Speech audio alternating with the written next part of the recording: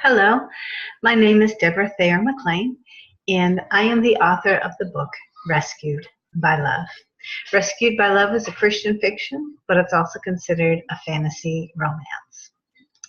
I personally consider Rescued by Love not only to be my book, but also to be God's book. And I have two main reasons for that, and I'll explain that as I discuss the book to you. The first reason that I consider it to be God's book is basically the backstory as to how Rescued by Love was even written. About 2 years ago, I was talking with a friend, and we were discussing movies, and I explained to my friend that I normally don't like watching movies too often because if it's extremely realistic to me and impactful, that I will lie in bed awake night after night. One night I'll be changing the plot, another night I'll change the settings, the characters, something different I change every night. And he said to me, he said, sounds like you missed your calling. And I'm not even going to consider that. And I immediately dismissed the whole idea. A few days later, I was speaking with another friend, and I told him the same story. And his response was, sounds like you should write a book. And immediately I thought, oh, that might be something I could try. Neither one of my friends knew that at that time I already had a vision or a movie playing in my mind, that every night that I tried to fall asleep, I would see the whole little movie until I'd fall asleep. So this one spring day, it was a beautiful sunny day, I decided I'll give it a try. And I took my laptop, sat outside in the full sun with my sunglasses on. And anybody knows now that you take your laptop outside in the sun with polarized sunglasses, your laptop screen is basically completely black. You can't see a thing. But I decided that I'm going to try anyway. So I just closed my eyes and I allowed my mind to just let the movie play and just let my fingers run across the keyboard as the movie played through my mind. When I was finished, I went back inside and realized that I had just typed 30 pages of this book. And I decided that maybe this is something I should consider.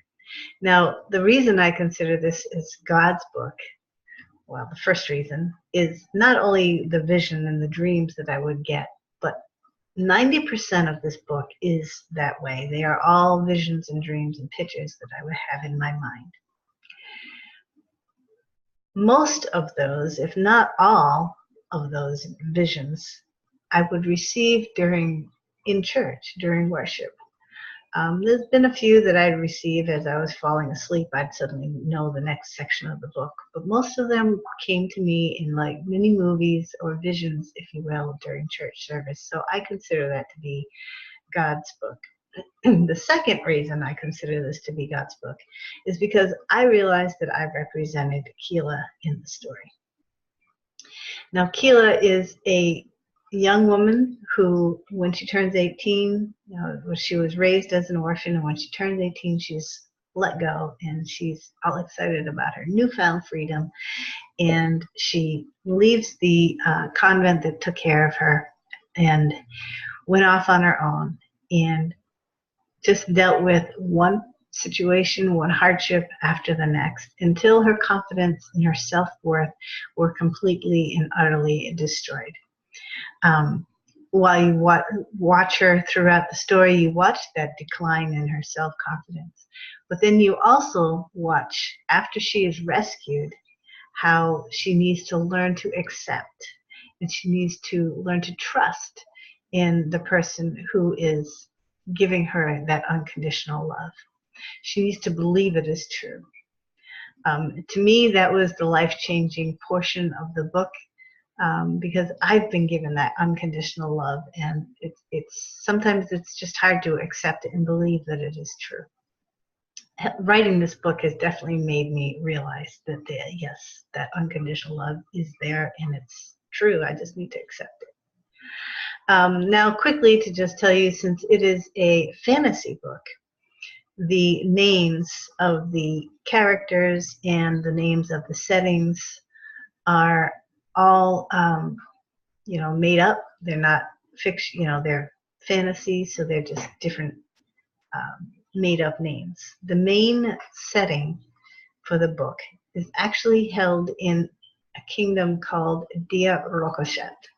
Dia Rokoshet is ruled by a good noble king, warrior king. His name is King Cullen.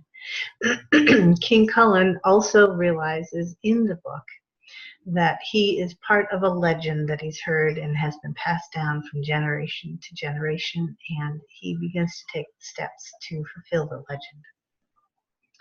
To the north of Dia Rokoshet is a friendly kingdom.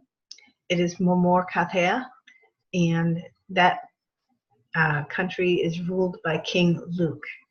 And Keela spends a little bit of time in Momor-Kathea. The country to the south is called Chirok Oak, and Chirok Oak is run by a very wicked, evil king. His name is King Dorcha, and his captain of the army, his name is Philip. Now, Keela also spends time in that domain, and that is basically where her confidence is completely crushed and destroyed. We also have Sain, who is a great warrior. She is represented on the cover there by the sword. We have Marcus, and Marcus is the captain of the army for King Cullen, and he is also King Cullen's best friend. We have Mora. Now, Mora's name means rebellious woman, but in the story, you don't see the rebellious side of Mora. In the second book, you will definitely see the rebellious side of Mora, but in this book, you are going to pretty much watch Mora. She is a young mother. She's learning the new responsibilities and all the emotion that goes along with it, and struggles again with her self-worth and accepting love in a different way than how Keela is dealing with the same problems. My hope and my desire is that whoever reads the book, again, that they will feel that they are part of the book. I've already had several readers tell me that they can relate easily to certain characters, even a little bit of different characters, a little mixture of them. If you can feel that way and see yourself in the book, you'll probably see how that unconditional love can transform you as well. My book is available basically wherever bookstores are. You can order them in bookstores because I don't believe currently they're in stock, but you can order them anywhere.